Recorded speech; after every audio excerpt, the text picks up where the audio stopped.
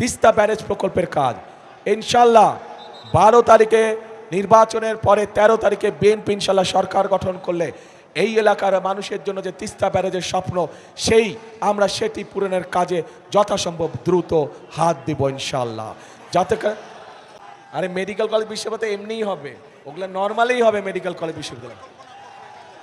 তিস্তা মহাপরিকল্পনা বলতে আমরা যা বুঝি খাল খনন, বন সংরক্ষণ সহ কর্মসংস্থান সহ যেই কাজগুলো আছে ইনশাল্লাহ পর্যায়ক্রমিকভাবে সবগুলো কাজ আমরা শুরু করব।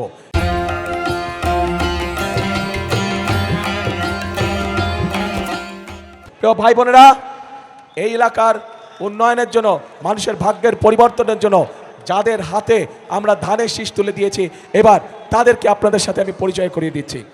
আমরা এই এলাকার মানুষের ভাগ্যের পরিবর্তনের জন্য দায়িত্ব দিয়েছি।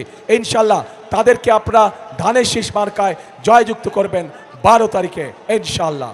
আল্লাহ হাফেজ। বাংলাদেশ জিন্দাবাদ, বাংলাদেশ জাতীয়তাবাদী দল জিন্দাবাদ। আসসালামু আলাইকুম। করব কাজ, করব দেশ, সবার আগে বাংলাদেশ। বাংলাদেশ ভালো থাকলেই ইনশাল্লাহ মানুষ ভালো থাকবে। বাংলাদেশের মানুষের অধিকার প্রতিষ্ঠিত হলেই বাংলাদেশ ভালো থাকবে।